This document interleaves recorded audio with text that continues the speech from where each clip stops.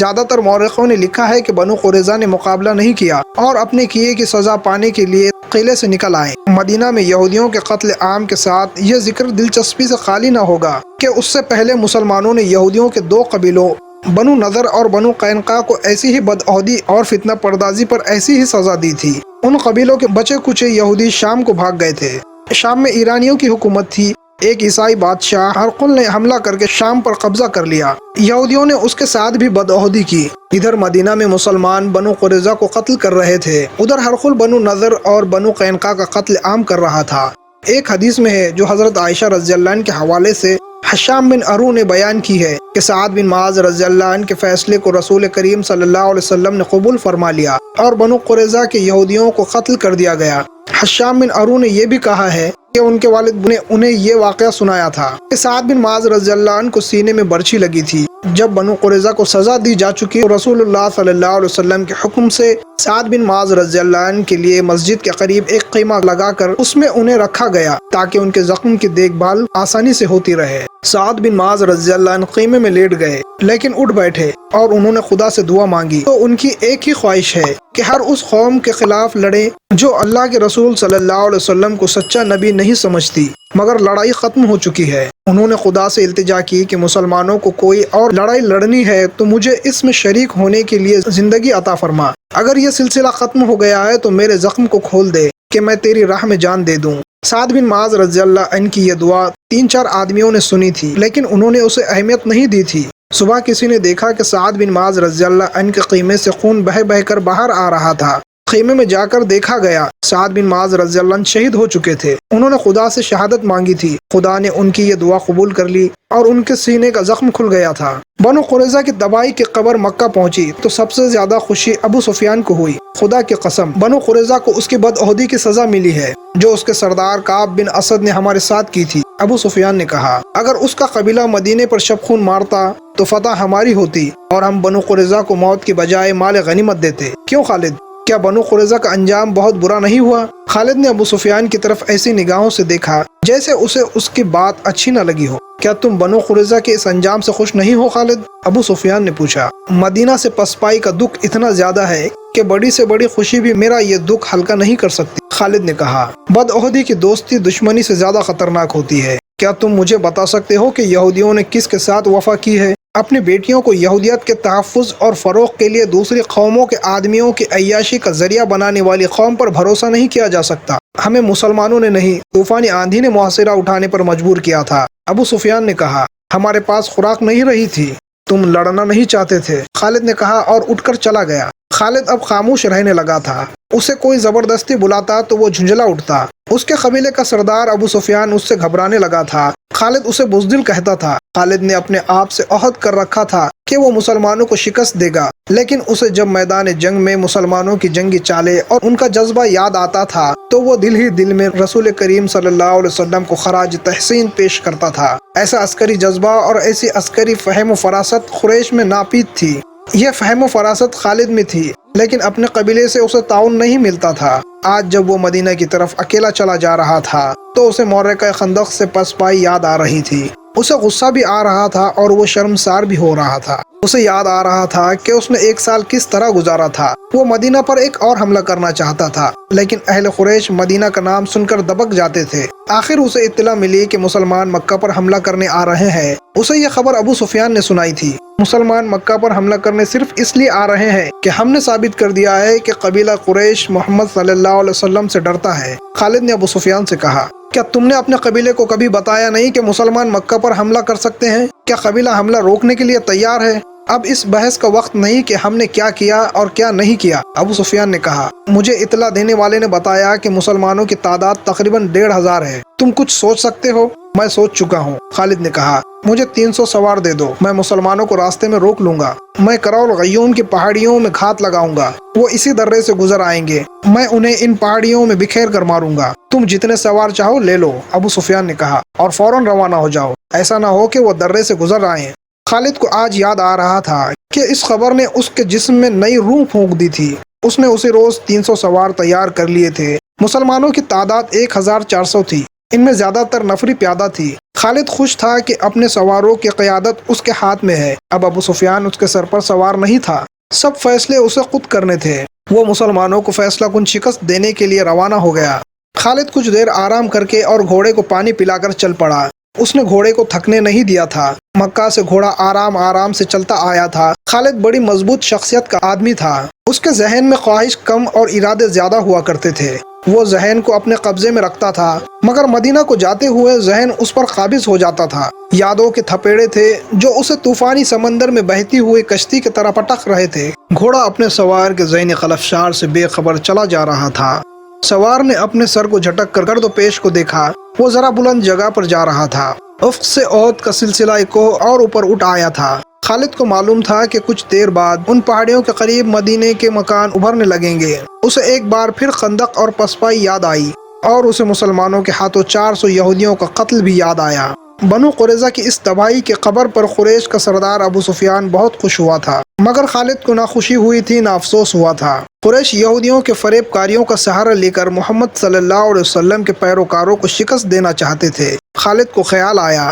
اس نے اپنے ماتھے پر ہاتھ پھیرا جیسے اس خیال کو ذہن سے صاف کر دینا چاہتا ہو۔ اس کا ذہن پیچھے ہی پیچھے ہٹتا جا رہا تھا۔ گھنٹیوں کی مترنم آوازیں اسے ماضی سے نکال لائی۔ اس نے دائیں بائیں دیکھا، بائیں طرف وسیع نشیب تھا۔ خالد اوپر اوپر جا رہا تھا۔ نیچے 4 اونٹ چلے آ رہے تھے۔ اونٹ ایک دوسرے کے پیچھے تھے۔ ان کے پہلو میں ایک گھوڑا تھا۔ اونٹوں پر 2 عورتیں، چند بچے اور 2 آدمی سوار تھے۔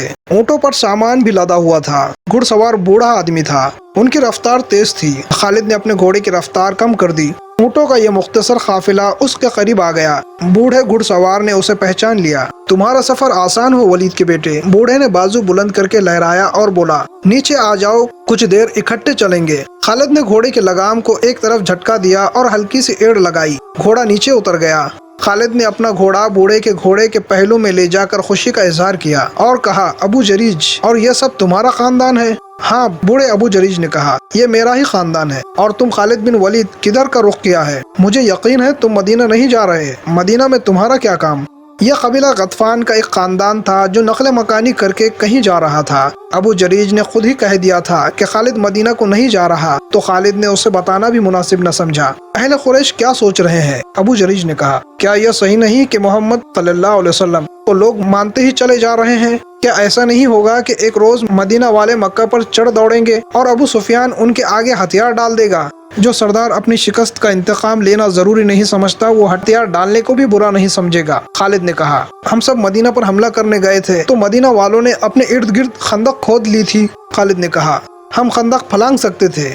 میں خندق پھلانگ گیا تھا۔ اکرمہ بھی خندق کے پار چلا گیا تھا، مگر ہمارا لشکر، جس میں تمہارے قبیلے کے جنگجو بھی تھے، دور کھڑا تماشا دیکھتا رہا۔ مدینہ سے پسپا ہونے والا سب سے پہلا آدمی ہمارا سردار ابو سفیان تھا۔ میرے بازوؤں میں طاقت نہیں رہی ابن ولید۔ ابو جریج نے اپنا ایک ہاتھ جو ضعیفی سے کانپ رہا تھا خالد کے آگے کر کے کہا، میرا جسم ذرا سا بھی ساتھ دیتا تو میں بھی اس معرکے میں اپنے قبیلے کے ساتھ ہوتا۔ اس روز میرے آنسو نکل آئے تھے، جس روز میرا قبیلہ مدینے سے پسپا ہو کر لوٹا تھا۔ اگر کعب بن اسد دھوکہ نہ دیتا اور مدینہ پر 3-4 شب خون مار دیتا تو فتح یقیناً تمہاری ہوتی۔ خالد جھنجلا اٹھا۔ اس نے ابو جریج کو قہر کی نظروں سے دیکھا اور چپ رہا۔ کیا تم نے سنا تھا کہ یوحوا یہودن نے تمہارے قبیلے کے ایک آدمی جرید بن مسیب کو محمد صلی اللہ علیہ وسلم کے قتل کے لیے تیار کر لیا تھا؟ ابو جریج نے کہا، ہاں۔ خالد نے کہا، سنا تھا، اور مجھے یہ کہتے ہوئے شرم آتی ہے کہ جرید بن مسیب میرے قبیلے کا آدمی تھا۔ کہاں ہے وہ؟ 1 سال سے زیادہ عرصہ گزر گیا ہے، اس کا پتہ نہیں چلا۔ میں نے سنا تھا کہ یوحوا یہودن اسے اپنے ساتھ یہودی جادوگر لیس بن موشان کے پاس لے گئی تھی، اور اس نے جرید کو محمد صلی اللہ علیہ وسلم کے قتل کے لیے تیار کیا تھا، مگر مسلمانوں کی تلواروں کے سامنے لیس بن موشان کا جادو جواب دے گیا۔ جرید بن مسیب مسلمانوں کے ہاتھوں قتل ہو گیا۔ بنو قریظہ میں سے زندہ بھاگ جانے والے صرف 2 تھے، لیس بن موشان اور یوحوا۔ اب صرف ایک زندہ ہے، ابو جریج نے کہا۔ صرف لیس بن موشان زندہ ہے؟ جرید اور یوحوا؟ خالد نے پوچھا۔ وہ بدروحیں بن گئی تھی۔ ابو جریج نے کہا، میں تمہیں ان کی کہانی سناتا ہوں۔ تم نے یوحوا کو دیکھا تھا، وہ مکہ کی ہی رہنے والی تھی۔ اگر تم کہو گے کہ اسے دیکھ کر تمہارے دل میں ہلچل نہیں ہوئی تھی اور تم اپنے اندر حرارت سی محسوس نہیں کرتے تھے، تو خالد میں کہوں گا کہ تم جھوٹ بول رہے ہو۔ کیا تمہیں کسی نے نہیں بتایا تھا کہ مدینہ پر حملے کے لیے غطفان اہل قریش سے کیوں جا ملا تھا؟ اور دوسرے قبیلوں کے سرداروں نے کیوں ابو سفیان کو اپنا سردار تسلیم کر لیا تھا۔ یہ یوحوا اور اس جیسی 4 یہودانوں نے جادو چلایا تھا۔ گھوڑے اور اونٹ چلے جا رہے تھے، اونٹوں کی گردنوں کی لٹکتی ہوئی گھنٹیاں بوڑھے ابو جریج کے بولنے کے انداز میں جل ترنگ کا ترنم پیدا کر رہی تھی۔ خالد انہیں ماغ سے سن رہا تھا۔ جرید بن مسیب یوحوا کے عشق کا اسیر ہو گیا تھا۔ ابو جریج کہہ رہا تھا، تم نہیں جانتے ابن ولید، یوحوا کے دل میں اپنے مذہب کے سوا کسی آدمی کی محبت نہیں تھی۔ وہ جرید کو اپنے طلسم میں گرفتار کر کے اپنے ساتھ لے گئی تھی۔ میں لیث بن موشان کو جانتا ہوں، جوانی میں ہماری دوستی تھی۔ جادوگری اور شوبدہ بازی اس کے باپ کا فن تھا، باپ نے یہ فن اسے ورثے میں دیا تھا۔ تم میری بات سن رہے ہو ولید کے بیٹے، یا اکتا رہے ہو؟ اب میں باتوں کے سوا کچھ بھی نہیں کر سکتا۔ خالد ہنس پڑا اور بولا، سن رہا ہوں ابو جریج، غور سے سن رہا ہوں۔ یہ تو تمہیں معلوم ہوگا کہ جب ہمارے لشکر کو مسلمانوں کے خندق اور آندھی نے مدینہ کا محاصرہ اٹھا کر پسپائی پر مجبور کر دیا تھا تو محمد صلی اللہ علیہ وسلم نے بنو قریظہ کی بستی کو گھیر لیا تھا۔ ابو جریج نے کہا، لیث بن موشان اور یوحوا جرید بن مسیب کو وہیں چھوڑ کر نکل بھاگے؟ ہاں ہاں ابو جریج، خالد نے کہا، مجھے معلوم ہے کہ مسلمانوں نے بنو قریظہ کے تمام مردوں کو قتل کر دیا، عورتوں اور بچوں کو اپنے ساتھ لے گئے تھے۔ میں جانتا ہوں تم میری باتوں سے اکتا گئے ہو۔ ابو جریج نے ہنستے ہوئے کہا، تم میری بات پوری نہیں سن رہے، مجھے یہ بات وہاں سے سناؤ۔ خالد نے کہا، جہاں سے میں نے پہلے نہیں سنی۔ میں وہاں تک جانتا ہوں کہ جرید بن مسیب اسی پاگل پن کی حالت میں مارا گیا تھا جو اس بوڑھے یہودی شوبدہ باز نے اس پر طاری کیا تھا، اور وہ خود یوحوا کو ساتھ لے کر وہاں سے نکل بھاگا تھا۔ پھر یوں ہوا، ابو جریج نے کہا، احد کی پہاڑیوں کے اندر جو بستیاں آباد ہیں، وہاں کے رہنے والوں نے ایک رات کسی عورت کی چیخیں سنی تھی۔ 4 دلیر قسم کے آدمی گھوڑوں پر سوار ہو کر تلواریں اور برچیاں اٹھائے سرپٹ دوڑے گئے، لیکن انہیں وہاں کوئی عورت نظر نہ آئی اور چیخیں بھی خاموش ہو گئی۔ وہ ادھر ادھر گھوم پھر کر واپس آ گئے۔ یہ چیخیں صحرائی لومڑیوں یا کسی بھیڑیے کی بھی ہو سکتی تھی۔ خالد نے کہا، بھیڑیے اور عورت کی چیخ میں بہت فرق ہے۔ ابو جریج نے کہا، لوگ اسے کسی مظلوم عورت کی چیخیں سمجھے تھے۔ وہ یہ سمجھ کر چپ ہو گئے کہ کسی عورت کو ڈاکو لے جا رہے ہوں گے، یا وہ کسی ظالم خاوند کی بیوی ہوگی اور وہ سفر میں ہوں گے۔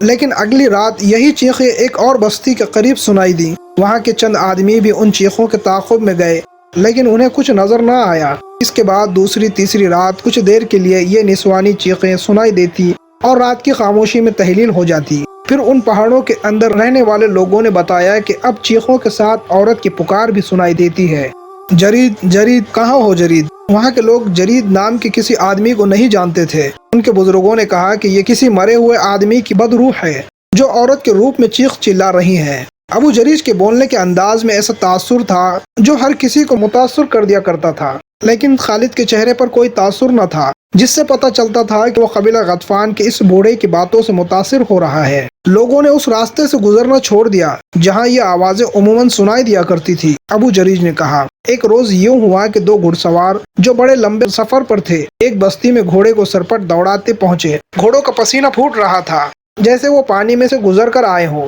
ہانپتے کانپتے سواروں پر خوف طاری تھا۔ انہوں نے بتایا کہ وہ ایک وادی میں سے گزر رہے تھے کہ انہیں کسی عورت کی پکار سنائی دی، جرید ٹھہر جاؤ، جرید ٹھہر جاؤ، میں آ رہی ہوں۔ ان گھڑ سواروں نے ادھر دیکھا جدھر سے آواز آ رہی تھی۔ ایک پہاڑی کی چوٹی پر ایک عورت کھڑی ان گھڑ سواروں کو پکار رہی تھی۔ وہ تھی تو دور لیکن جوان لگتی تھی۔ وہ پہاڑی سے اترنے لگی تو دونوں گھڑ سواروں نے ڈر کر ایڑ لگا دی۔ سامنے والی چٹان گھومتی تھی۔ گھڑ سواروں کے مطابق وادی کے اندر گھوم گئے۔ انہیں 3-4 مزید موڑ موڑنے پڑے۔ گھبراہٹ میں وہ راستے سے بھٹک گئے تھے۔ وہ ایک اور موڑ موڑے تو ان کے سامنے 30-40 قدم دور ایک جوان عورت کھڑی تھی جس کے بال بکھرے ہوئے تھے اور وہ نیم برہنہ تھی۔ اس کا چہرہ لاش کے مانند سفید تھا۔ گھڑ سواروں نے گھوڑے روک لیے۔ عورت نے دونوں بازو ان کی طرف پھیلا کر اور آگے کو دوڑتے ہوئے کہا، میں تم دونوں کے انتظار میں بہت دنوں سے کھڑی ہوں۔ دونوں گھڑ سواروں نے وہیں سے گھوڑے موڑے اور ایڑ لگا دی۔ بوڑھا ابو جریج بولتے بولتے خاموش ہو گیا۔ اس نے اپنا ہاتھ خالد کے ران پر رکھ کر بولا، میں دیکھ رہا ہوں کہ تمہارے پاس کھانے کے لیے کچھ نہیں۔ کیا یہ اچھا نہیں ہوگا کہ ہم کچھ دیر کے لیے رک جائیں؟ پھر نہ جانے تم کب ملو۔ تمہارا باپ ولید بڑا زبردست آدمی تھا۔ تم میرے ہاتھوں میں پیدا ہوئے تھے۔ میں تمہاری خاطر تواضع کرنا چاہتا ہوں۔ روکو گھوڑے کو اور اتر آؤ۔ یہ قافلہ وہیں رک گیا۔